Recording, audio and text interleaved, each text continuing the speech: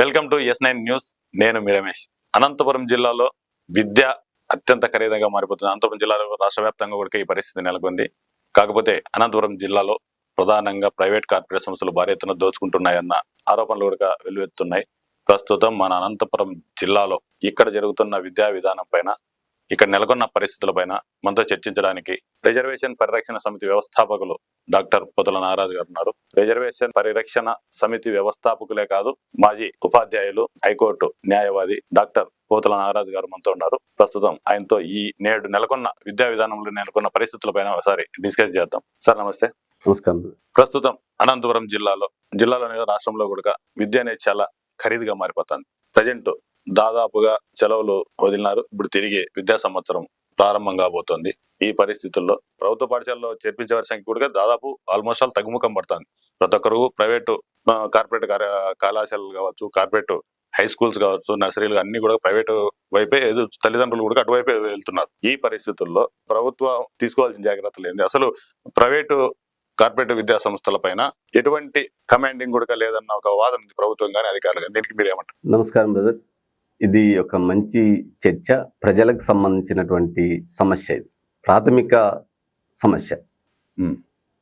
విద్యను వ్యాపారం చేయడంలో పాలకులు విజయం సాధించారనేది నా భావన. ఎందుకంటే నేను కూడా ఒక ప్రభుత్వ ఉపాధ్యాయునిగా పనిచేశాను. ఈరోజు ప్రజలకు విద్య అనేటువంటిది ఎంత అవసరమో దేశానికి కూడా విద్య ఒక సంపద.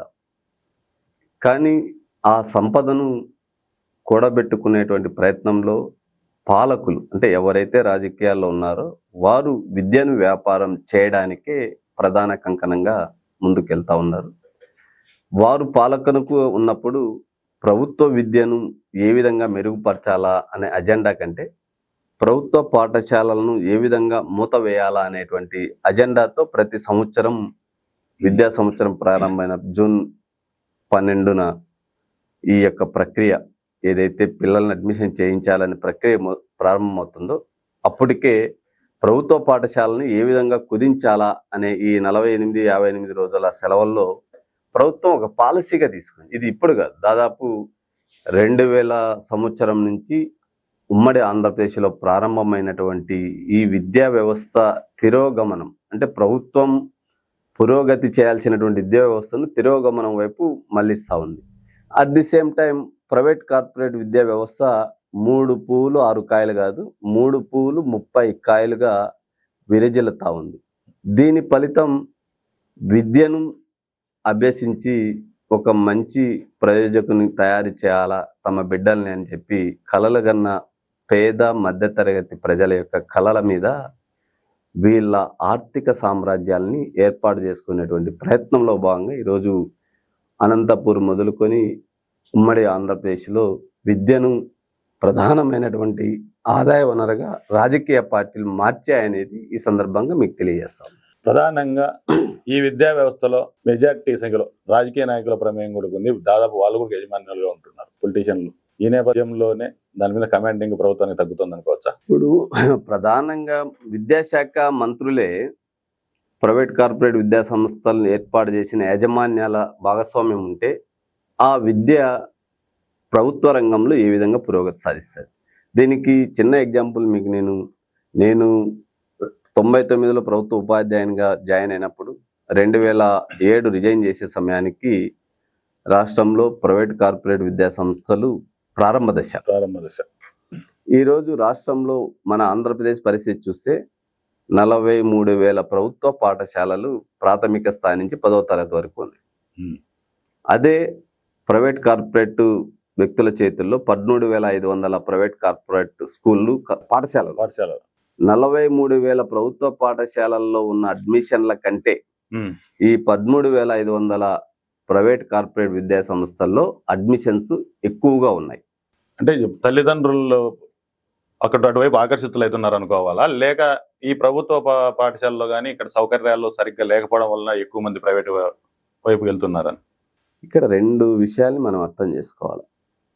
ఎప్పుడైతే గ్లోబలైజేషన్ ప్రక్రియ ప్రారంభమైందో పాత పద్ధతి ఏదైతే విద్యా వ్యవస్థలో ఉందో వాటికి ఎప్పటికప్పుడు సరిచేసుకొని అంటే ఈరోజు మనం ఏ రంగం చూసినా, సాఫ్ట్వేర్ రంగం చూస్తే కంప్యూటర్ ప్రారంభమైనప్పటి నుంచి ఇప్పటికి వచ్చినటువంటి టెక్నాలజీకి ఎన్ని మార్పులు జరిగాయో, విద్యా వ్యవస్థ దానికి అనుగుణంగా ప్రభుత్వ పాఠశాలలో రూపాంతరం చెందలేదు.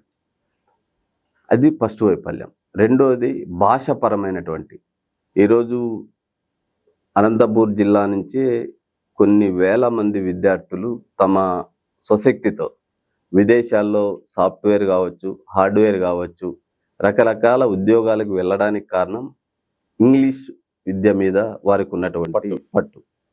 అది ప్రభుత్వ పాఠశాలలో ప్రాథమిక దశలో ఇంగ్లీష్ మీడియం లేదు. ఈరోజు నేను ఒక డాక్టరేట్ చేశాను.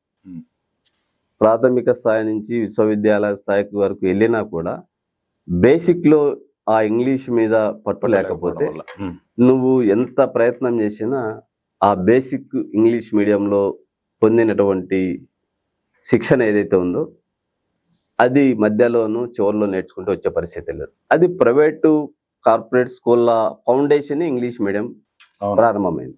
నర్సరీ నుంచే స్టార్ట్. అది నర్సరీ కావచ్చు, ఇప్పుడు ప్రీ నర్సరీ అయిపోయింది, డే కేర్, అంటే 2 సంవత్సరాల పిల్లలతోనే వ్యాపారం మొదలైంది.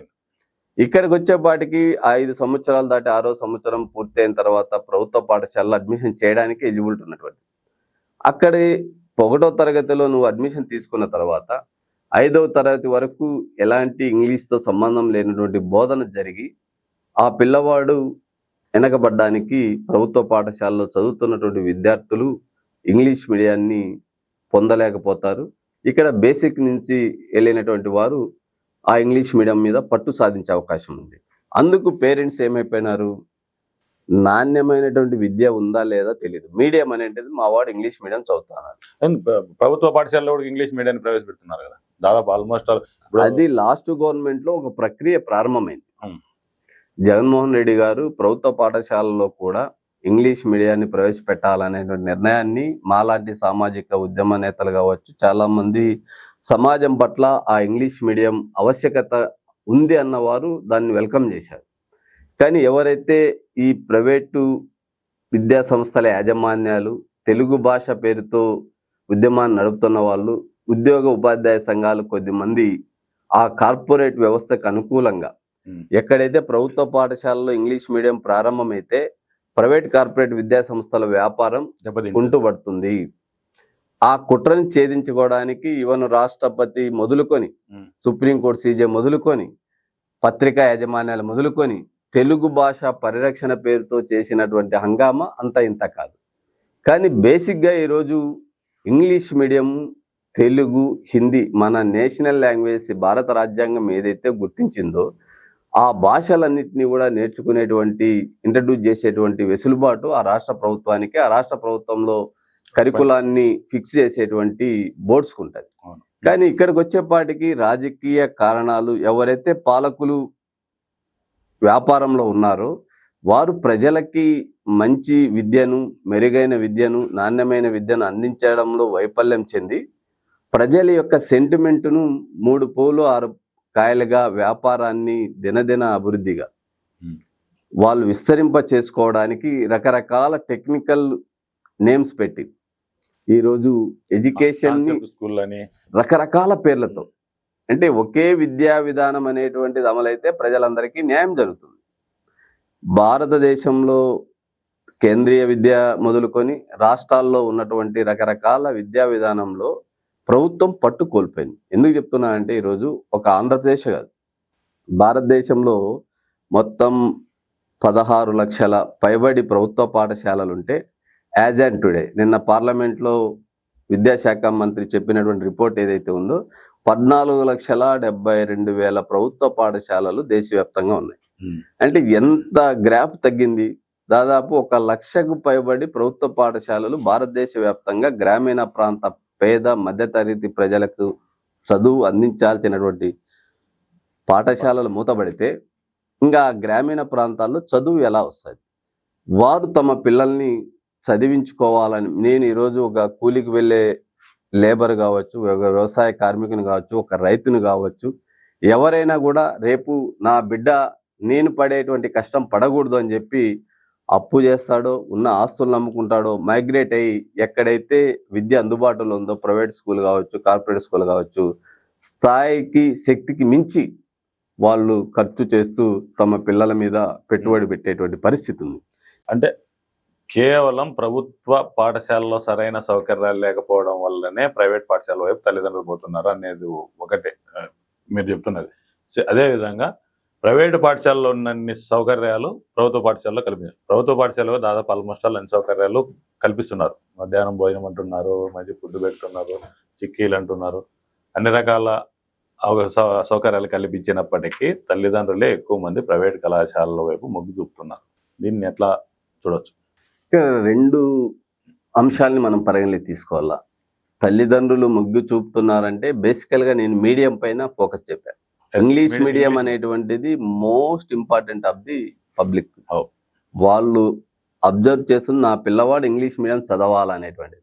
రేపు ఫ్యూచర్ కూడా ఇంగ్లీష్ మీడియంకే ఉంది. ఈరోజు ఒక సాఫ్ట్వేర్ నిపుణులు కావాలన్నా, ఒక డాక్టర్ కావాలన్నా, ఒక ఇంజనీర్ కావాలన్నా, ఏ సెక్టార్ లో ఒక అడ్వకేట్ కావాలన్నా, ఒక ప్రొఫెషనల్ ఒక చార్టెడ్ అకౌంట్ కావాలన్నా, ఎనీ ప్రొఫెషనల్ లేదా పబ్లిక్ సెక్టార్లోకి ఈరోజు ఉద్యోగ అవకాశాలు తగ్గిపోయాయి. ప్రైవేట్ కార్పొరేట్ రంగాల్లో బయట సాఫ్ట్వేర్ రంగంలో ఉపాధి అవకాశాలు ఉన్నప్పుడు వారికి సరిపడేటువంటి కరికులాన్ని ప్రభుత్వ పాఠశాలలో ఫ్రేమ్ చేయలేదు.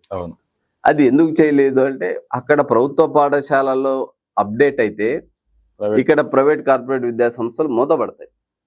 ఈరోజు ఒక్కొక్క ప్రైవేట్ కార్పొరేట్ విద్యా సంస్థలు ఇస్తున్నటువంటి అడ్వర్టైజ్మెంట్లను చూడండి, వారి ఎంత వ్యాపార అభివృద్ధి సాధించారో మనకు అర్థమవుతుంది. లేదు ప్రభుత్వం చేయాల్సినటువంటి పనులు విద్యలో మీరు ఇంత ఖర్చు పెడుతున్నారు. దాదాపు ప్రాథమిక విద్య నుంచి పీజీ వరకు ఒక ఆంధ్రప్రదేశ్ ప్రభుత్వమే రకరకాల ఫీజు రియంబర్స్మెంట్ పేరుతోనూ, లేకుంటే తల్లికి వందనం పేరుతోనూ, అమ్మఒడి పేరుతోనూ రకరకాల పేర్లు పెట్టి 70-80 వేల కోట్ల రూపాయలు ఒక సంవత్సరానికి విద్యా వ్యవస్థ మీద ఖర్చు చేస్తున్నారు.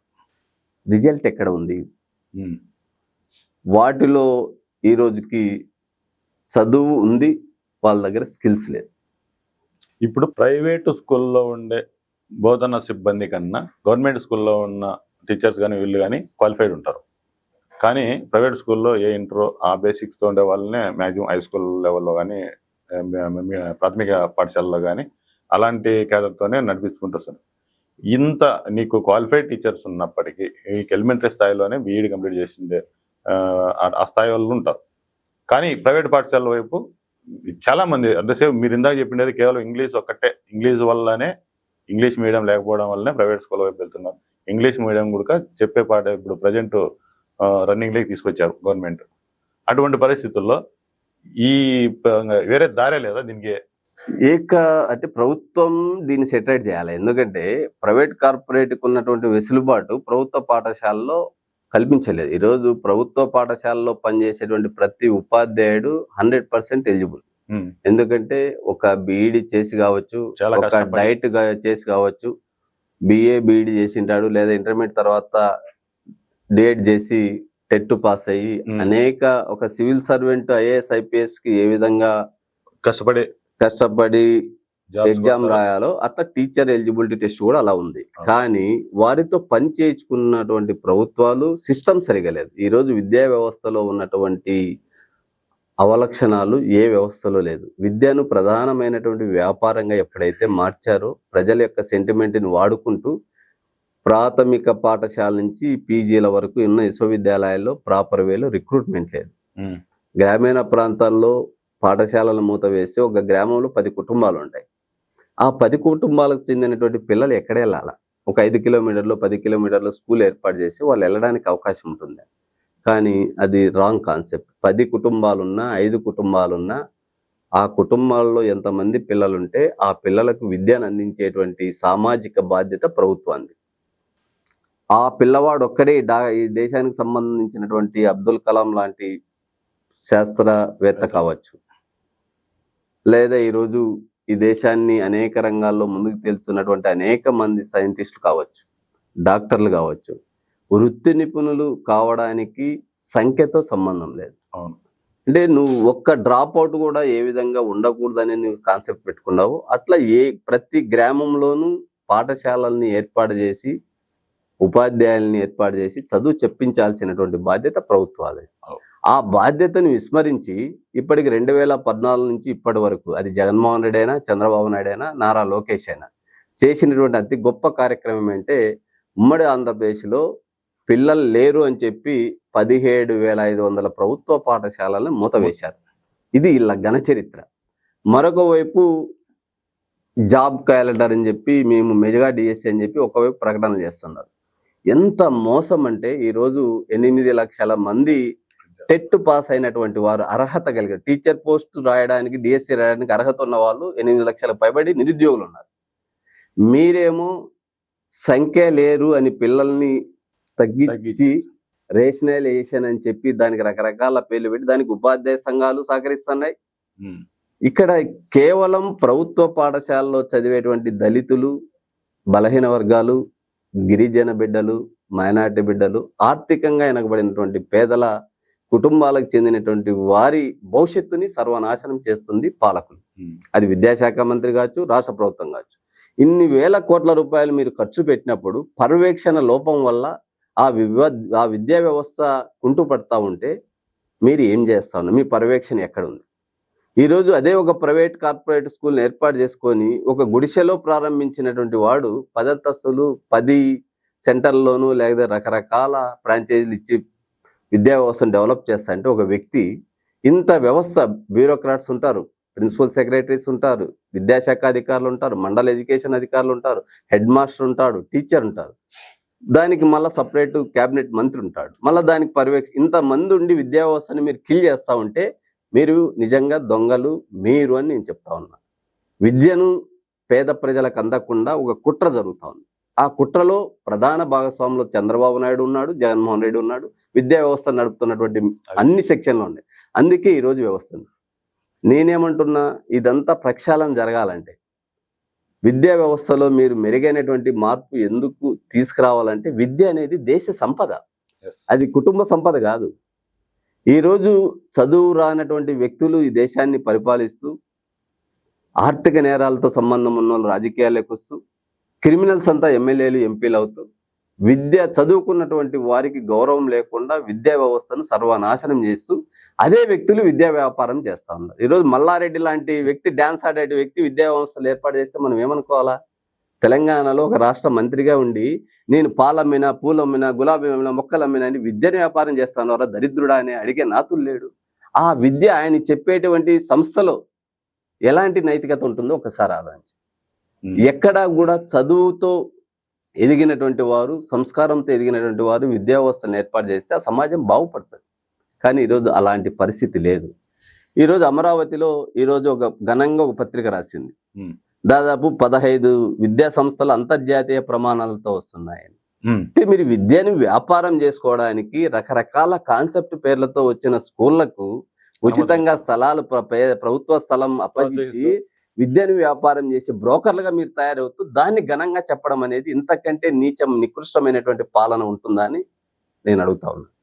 మీరు అదే అంతర్జాతీయ ప్రమాణాలతో ఒక ప్రభుత్వ పాఠశాలలు నిర్మించు, అంతర్జాతీయ ప్రమాణాలతో ఒక విశ్వవిద్యాలయాన్ని ఏర్పాటు చేయి, అంతర్జాతీయ ప్రమాణాలతో ఒక ల్యాబ్స్ని ఏర్పాటు చేయి, అంతర్జాతీయ ప్రమాణాలతో నువ్వు ఏదైతే చెప్పావో ఈరోజు అది ప్రభుత్వ రంగంలో ఏర్పాటు చేస్తే దళితులు, గిరిజనులు, బలహీన వర్గాలు, పేదవాళ్ళు, ఎడ్యుకేషన్ని ఇష్టపడే వాళ్ళు, నాలెడ్జ్ ఉన్నవాడు ఎంటర్ అవుతాడు. కానీ అక్కడ డబ్బున్న వాడే ఎంటర్ అవుతాడు. మీరు పెట్టేటువంటి విద్యా సంస్థలు ఈరోజు అనంతపూర్ లాంటి వెనుకబడినటువంటి కరూరు జిల్లాలో కూడా ప్రీ నర్సరీకి 50,000 నుంచి ₹1,00,000 అడ్మిషన్ మీరు కేటాయించి ప్రజల్ని గజ దొంగల కంటే ఈ కార్పొరేట్ విద్యా సంస్థలు, ప్రైవేట్ విద్యా సంస్థలు కొల్లగొడతా ఉన్నాయి. ప్రజల శ్రమనంతా నాశనం లాగుతున్నారు జలగల మాదిరి. అదే ప్రభుత్వం నాణ్యమైన విద్యను ఎందుకు అందించలేదు? ఈరోజు మీరు ఫిన్లాండ్కి పంపుతా ఉన్నారు విద్య మీద పర్యవేక్షణ చేయడానికి, సింగపూర్కి పంపుతా ఉన్నారు, స్వీడన్కి పంపుతా ఉన్నారు. ప్రభుత్వ ఖర్చుతో ఉపాధ్యాయుల్ని, మంత్రుల్ని, ఎమ్మెల్యేలని టీమ్గా పంపుతున్నారు. ఏ ఒక్క రిఫార్మ్స్ అయినా వాళ్ళు చేసిన వాటిలో మీరు చేశారా? ఆ ప్రభుత్వ స్కూల్లో అమలు చేసిన పరిస్థితి లేదు. ప్రపంచంలో విద్యా విధానంలో నెంబర్ 1 స్థానంలో ఉన్న ఫిన్లాండ్కి ఇప్పటికీ 10 కమిటీలు వెళ్ళింటాయి, 10 సార్లు వెళ్ళింటాయి. ఒక్క స్కూల్లో అయినా మీరు ఫిన్లాండ్ బోధనా విధానాన్ని అమలు చేశారా? మరి ఎందుకు మీరు పంపుతున్నారు? అది మీరు ఎక్కడ తీసుకొస్తున్నారు? మళ్ళా నారాయణ, చైతన్యం, భాష్యము మీకు పెట్టుబడులు పెట్టి పార్టీల కమిషన్లు ఇచ్చేటువంటి కేశవరెడ్డి లాంటి బ్రోకర్లకు మీరు విద్యను వ్యాపారం చేసుకోమని చెప్పి రాష్ట్రంలో వదిలి వీళ్ళు ప్రభుత్వ ఖర్చుతో ఫిన్లాండ్ అక్కడ పోయి అక్కడున్న వెరిఫై చేసుకొని అక్కడ ఈ బ్రోకర్లు సంస్థల్లో పెడతా ఉన్నారు. ఈ రోజు ఆంధ్రప్రదేశ్ లో ప్రభుత్వ ఆధీనంలో విద్యార్థుల సంఖ్య పెంచాల. 43,000 పాఠశాలలు ఉంటే విద్యార్థుల సంఖ్య తక్కువగా ఉంది. 13,500 పాఠశాలలు ఉంటే విద్యార్థుల సంఖ్య ఎక్కువగా ఉంది. ఈ రోజు రాష్ట్రంలో దాదాపు 19 విశ్వవిద్యాలయాలు ఉంటే అడ్మిషన్లు లేవు. అదే ప్రైవేటు విశ్వవిద్యాలయాల్లో వేల మంది అడ్మిషన్స్ అవుతా ఉన్నారు. డిగ్రీ కాలేజీలు మూతపడుతున్నాయి. ప్రైవేటు కాలేజీలు 3 పూలు 6 కాయలుగా ఉన్నాయి. ప్రభుత్వ ఆధీనంలో ఉన్న ఇంటర్మీడియట్ విద్యా వ్యవస్థ సర్వనాశనం చేశారు. కానీ నారాయణ, చైతన్య లాంటి ఒక్క పేరుతో వందల విద్యా సంస్థలు నడుపుతున్న వాటిలో ర్యాంకుల పేరుతోనూ, ఐఐటి పేరుతోనూ, నీట్ పేరుతోనూ రకరకాల టాలెంట్ పేర్లు పెట్టి వ్యాపారం చేస్తుంటే వారికి అప్పచెప్తా ఉన్నారు. ఐఐటి కానీ, నీట్ కానీ, జేఈ మెయిన్స్ వీటన్నిటిలో ప్రభుత్వ పాఠశాలలో నుంచి వచ్చిన విద్యార్థులు సాధించిండేది చాలా తక్కువ పర్సెంటేజ్. అంటే అక్కడ ఫౌండేషన్ లేదు. నీకు అడ్మిషన్స్ కూడా 10వ తరగతిలో ఎంతమంది ఉన్నారో 10వ తరగతిలో మెరిట్ వచ్చినటువంటి ప్రభుత్వ పాఠశాల నుంచి నారాయణ, చైతన్యకి అమ్ముతా అంటే ప్రభుత్వమే అమ్ముతాయింది. అక్కడ ఉన్న పనిచేసే హెడ్ మాస్టర్, ఎంఈఓ ఆ విద్యార్థి మీద ఆ కళాశాలలతో కమిషన్ తీసుకొని ఆ పిల్లల్ని అక్కడ పంపుతున్నాడు. ఎక్కడ గవర్నమెంట్ జూనియర్ కాలేజీలో అడ్మిషన్ జరుగుతున్నాయి. ప్రభుత్వ విద్యనంతా కూడా స్టెప్ బై స్టెప్ చంపుకుంటూ వస్తున్నారు. ఉన్నత విద్యని పూర్తిగా నాశనం చేశారు. ప్రాథమిక విద్యను బేసిక్ లేకుండా చేశారు. ఉన్నదంతా కూడా హైయర్ ఎడ్యుకేషన్ ఎందుకు ఈరోజు కొంచెం మెరుగ్గా ఉందంటే ప్రైవేటు, కార్పొరేట్ ఏవైతే నారాయణ, చైతన్య ఇంటర్మీడియట్ స్థాయిలో విద్యా సంస్థల్లో అడ్మిషన్ల కోసం ఈ పర్సెంటేజ్ పెంచుతా ఉన్నారు. గవర్నమెంట్ స్కూల్లో వచ్చిన మెరిట్ పిల్లల్ని కొనుగోలు చేస్తున్నారు. వాళ్ళ వ్యాపారం కోసం వీళ్ళని చూపించి అక్కడ విద్యార్థుల సంఖ్యని ఇప్పుడు నారాయణ, చైతన్యలో 1,00,000 మంది ఐఐటి ఫౌండేషన్తో అడ్మిషన్స్ జరిగితే కేవలం 100 మంది ఐఐటి ర్యాంకర్స్ వస్తారు. ఆ ఐఐటి 100 మంది కూడా ఎవరు? గవర్నమెంట్ స్కూల్లో 10వ తరగతి చదివినటువంటి మెరిటోరియస్ స్టూడెంట్స్ వాళ్ళు కొనుగోలు చేసి వాళ్ళని ట్రాప్ చేసి వాళ్ళు కష్టపడి సంపాదించుకున్నటువంటి మెరిట్ తప్ప, ర్యాంకులు తప్ప, అదేదో నారాయణ, చైతన్య, భాష్యము, రవీంద్ర భారతి, వీళ్ళ కేశవరెడ్డి వీళ్ళ స్టాండర్డ్ ఏం లేదు. కానీ ఇక్కడ సమన్వయం లోపం అనేటువంటిది పూర్తిగా కొరవడి ఎంఈఓలు, ప్రైవేట్ కార్పొరేట్ విద్యా సంస్థలు ఇచ్చేటువంటి లంచాలకు అలవాటు పడ్డారు. డిఈఓలు సర్వనాశనం చేస్తున్నారు. ఒక దళారి పాత్ర పోయిస్తున్నారు. దానికి డిఈఓల కంటే మళ్ళా ఆర్జేడి స్థాయిలో ఉన్నటువంటి అధికారులు కార్పొరేట్ స్కూళ్ళకి, కాలేజీలకు అనుకూలంగా పనిచేస్తూ వాళ్ళు కూడా రాజకీయాలకు వస్తున్నారు. ఎందుకంటే ఇక్కడ అనంతపూర్ జిల్లాకు సంబంధించినటువంటి ప్రతాప్ రెడ్డి ఒక ఆర్జేడీగా పనిచేసి తన భార్యను ఉపాధ్యాయ ఎమ్మెల్సీలకు పోటీ చేసి నిలబెట్టి 2 సార్లు ఎన్నికల్లో పోటీ చేపించేటువంటి శక్తికి ఎదిగాడంటే ఆ ప్రైవేట్ కార్పొరేట్ విద్యా సంస్థల్లో కోట్ల రూపాయలు ఇచ్చినటువంటి ముడుపులతో ఎన్నికల ఖర్చు పెట్టి తన భార్యను ఎమ్మెల్సీ చేశారు. ఇలాంటి నీతిమాలినటువంటి వ్యక్తులంతా విద్యా వ్యవస్థను భ్రష్టు పట్టిస్తూ ఉంటే పర్యవేక్షించేటువంటి అధికారులు కానీ, మంత్రులు కానీ, ఎమ్మెల్యేలు కానీ ఏం ఊడిగం చేస్తున్నారు? శాసనసభలో ఎడ్యుకేషన్ మీద చర్చ ఉండదు. దొంగలు ఒకటే ఊర్లను పంచుకున్నట్ల ఈరోజు శాసనసభలో ఉన్నటువంటి ఎమ్మెల్యేలంతా కూడా గజ దొంగల కంటే దారుణంగా విద్యా వ్యవస్థని సర్వనాశనం చేస్తున్నారు. ఏ ఒక్క ప్రజాప్రతినిధి కూడా ఆంధ్రప్రదేశ్లో జరుగుతున్న విద్యా వ్యవస్థ మీద మాట్లాడు. ఏ ఒక్క ప్రజాప్రతినిధి ప్రైవేట్ కార్పొరేట్ విద్యా సంస్థలు ఆత్మహత్యలు చేసుకున్నటువంటి పిల్లల గురించి మాట్లాడు. ఏ ఒక్క ప్రజాప్రతినిధి సంక్షేమ హాస్టల్లో వసతులు లేవు అని అడిగే నాతులు లేడు. ఏ ఒక్క ప్రజాప్రతినిధి ప్రభుత్వ ఉపాధ్యాయ పోస్టులు ఖాళీలు ఉన్నాయి, ప్రతి గ్రామంలోనూ నాకు నియోజకవర్గంలో పాఠశాలలు లేని గ్రామం ఉండకూడదు, ఉపాధ్యాయులు లేని ఊరు ఉండకూడదు అని అడిగే ఎమ్మెల్యేలు లేరు. ఈ రోజు ప్రతి గ్రామంలో 50 పడకలు ఉన్నటువంటి గ్రామంలో, గడపలు ఉన్నటువంటి గ్రామంలో 20-30 దేవాలయాలు కడుతున్నారే, ఒక పాఠశాలను కట్టలేరా? ఇంత దుర్మార్గమైనటువంటి వ్యవస్థని, అనాగరికమైనటువంటి సెంటిమెంట్లని, మూఢనమ్మకాలని, విశ్వాసాలని ప్రజల్లోకి మెప్పించి ఎదుగుతున్న సమాజం మీద గొడ్డలు పెట్టేశారు. ఈరోజు పేద మధ్యతరగతి ప్రజలకి విద్య అనేది ఇస్తే వాళ్ళు విశ్వవ్యాప్తం ఎక్కడైనా ఏమైనా కావచ్చు. అలాంటి అవకాశాలు ఉన్నాయి. కానీ ఒక్క ఆంధ్రప్రదేశ్లోను, భారతదేశంలోను కులము, మతం అనేది ప్రధానమైనటువంటి భూమిక పోషిస్తూ దేశంలో మూఢనమ్మకాలతోనూ, మూఢ విశ్వాసాలతోనూ, హిందుత్వంతో జరుగుతున్నటువంటి ప్రభుత్వం విద్యా వ్యవస్థను నాశనం చేసింది.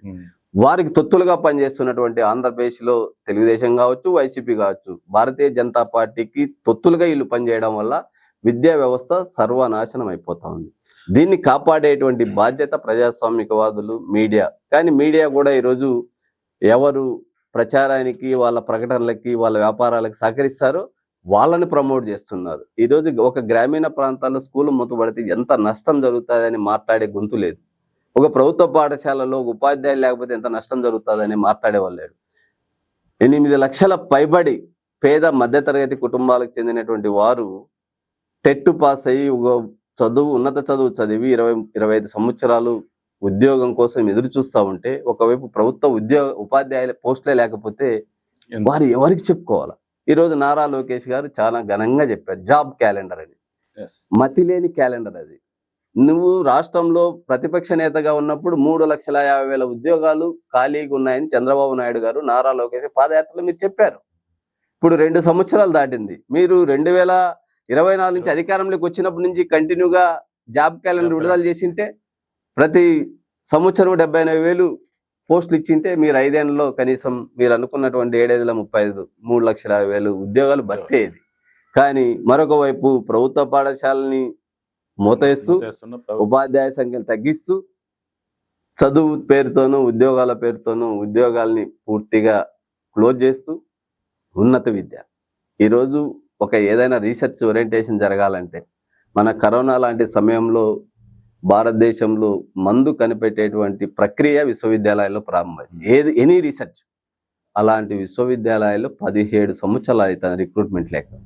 ఒక్క ఆంధ్రప్రదేశ్లో ఉన్నటువంటి విశ్వవిద్యాలయాల్లోనే 5,200 ఉపాధ్యాయ పోస్టులు, అంటే టీచింగ్ చెప్పేటువంటి అసిస్టెంట్ ప్రొఫెసర్, అసోసియేట్ ప్రొఫెసర్ పోస్టులు ఖాళీగా ఉంటే, ఒకరి మీద ఒకరు నాటకం ఆడుతూ విశ్వవిద్యాలయాల్లో నియామకాలు లేకుండా, మళ్ళీ గీతం లాంటి విశ్వవిద్యాలయానికి 80,000 కరెంటు బిల్లు వస్తే రద్దు చేస్తారు. 500-600 కోట్ల ప్రభుత్వ భూమిని ఆక్రమించుకుంటారు. ఆ విశ్వవిద్యాలయాన్ని విశ్వవ్యాప్తంగా ప్రచారం చేయడానికి, వాళ్ళ బ్రాంచీలను ఏర్పాటు చేయడానికి ప్రభుత్వమే సహకరిస్తుంది. ఇలాంటి కుట్రపూరితమైనటువంటి నీతి మాలినటువంటి ప్రజాప్రతినిధుల చేతిలో రాష్ట్రం బలవుతోంది. నేను అందుకే చెప్తున్నా, ప్రజలకి మీకు దేవుని మీద విశ్వాసం ఉన్నా మాకు ఇబ్బంది లేదు, భక్తి మీద విశ్వాసం ఉన్నా మాకు ఇబ్బంది లేదు. మీరు హిందువులా, సింధువులా, క్రిస్టియన్లా, దళితులా మేము అడగడం లేదు. భారతదేశంలో విద్య అనేది ఉచితంగా నాణ్యమైనటువంటి విద్య అందించాల్సినటువంటి బాధ్యత ప్రభుత్వాలది. అది భారత రాజ్యాంగం మనకు కల్పించినటువంటి ప్రాథమిక హక్కు. అలాంటి హక్కుని కాలరాసేటువంటి పని ఈ రాజకీయ నాయకులకి ఎవరిచ్చారు? మన ఓట్లతో గద్దెనెక్కినటువంటి వీరు వ్యాపారం చేస్తుంటే, వారిచ్చే ఉచితాలకి, వారి తయలాలకి మనం ప్రాకులాడుతూ ఉంటే, వాళ్ళు సర్వనాశనం చేస్తా అంటే అడిగే నాతుల్లేడా? అది ప్రతిపక్షమైనా అధికార పక్షమైనా ఇద్దరూ కలిసి ఈ రాష్ట్రాన్ని సర్వనాశనం చేస్తున్నారు విద్యా వ్యవస్థలో అని చెప్పి నేను ఒక పౌరునిగా నా బాధను వెలుబుచ్చుతాను. సరే, విద్యా వ్యవస్థ ఈ లోపాలను అధిగమించడానికి ఏం చర్యలు చేపట్టాల్సింది? అంటే ఎటువంటి పోరాటాలు కానీ, ఏమైనా ఉద్యమాలు కానీ?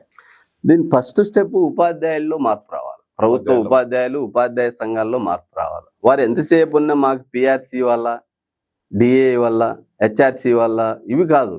అది మీ హక్కు. మనం దాన్ని అడగడంలో 5 సంవత్సరాలకు ఒకసారి యాజ్ ఏ గవర్నమెంట్ ఎంప్లాయీగా మీరు అడగడం అనేది మీ రైట్. అది మీరు దానికి ఎంత ఫోర్స్ పెడుతున్నారో, రాష్ట్రంలో ఏ ఒక్క ప్రభుత్వ పాఠశాల మూత పడకూడదు అనేటువంటి అల్టిమేట్ అని కూడా మీరు జారీ చేయాలి. ఉపాధ్యాయ సంఘాలు విద్యా వ్యవస్థను కాపాడే బాధ్యతను తమ భుజస్కంధాల మీద వేసుకొని, ప్రజలకు జవాబుదారితనంగా, ప్రజలకు ఎలాంటి ఖర్చు లేనటువంటి నాణ్యమైన విద్యను మా ద్వారా అందించేటువంటి బాధ్యతని మేము తీసుకుంటాము అని ఎప్పుడైతే ఉపాధ్యాయులు ముందుకొస్తారో, ప్రభుత్వాన్ని థ్రెట్ చేయడానికి, ప్రజల్ని మోటివేట్ చేయడానికి ప్రధానమైన బాధ్యత ఉపాధ్యాయ సంఘాలు తీసుకోవాలి. ఆ ఉపాధ్యాయులు ఎప్పుడైతే సామాజిక స్పృహతో ముందుకొస్తారో, ప్రభుత్వం ఖచ్చితంగా ఒక స్టెప్ వెనక్కేస్తుంది. ఇంకా రెండోది, పర్యవేక్షించాల్సినటువంటి నిబంధనల్ని ఏ మాత్రం పాటించినటువంటి అనుమతులు ఇస్తున్నటువంటి ప్రభుత్వాన్ని కూడా ఇక్కడ పూర్తిగా బాధ్యత ఉంది. కేవలం ఇన్ని వేల కోట్ల రూపాయలు ఖర్చు పెట్టి మీరు ఎవరి ప్రయోజనాల కోసం ఆ డబ్బు ఖర్చు పెడుతున్నారు? మళ్ళీ అగైన్ మీరు ఏదైతే బడ్జెట్ లోను ఉచితంగా మీరు ప్రకటిస్తున్నారో అదంతా తిరిగి మీరే లాగేసుకుంటున్నారు. ప్రజలకు ఏం మేలు జరుగుతుంది? కాబట్టి ఈరోజు ఉచితంగా నాణ్యమైనటువంటి విద్యని పొందితే రేపు ప్రజలకు సర్వీస్ చేయాలనుకుంటాడు. ఇప్పుడు ప్రభుత్వ పాఠశాలలను ప్రభుత్వ కళాశాలలో చదివి నువ్వు ఒక డాక్టర్ అయితే పేదలకు ఉచితంగా మెరుగైన వైద్యం అందిస్తావు. నువ్వే 4 కోట్లు ఖర్చు పెట్టి పీజీ వరకు మెడికల్ సీట్లు కొని ఒక హాస్పిటల్ కొడితే రోగుల్ని చంపుతారు. నిన్న ధర్మారంలో ఎక్కడ చూసాం, 90 లక్షలు ఖర్చు పెట్టి ఒక అనస్థీసియా వైఫల్యం వల్ల ఒక మహిళకి ఎలా జరిగిందో అలాంటివి అనంతపూర్లో ప్రతి హాస్పిటల్లో జరుగుతుంది. ఎందుకు లోపము? డాక్టరు డబ్బు పెట్టి చదువుకున్నాడు కాబట్టి. అదే డాక్టర్ ఉచితంగా చదువుకుంటే పేదలకి మెరుగైనటువంటి వైద్యం అందుతుంది.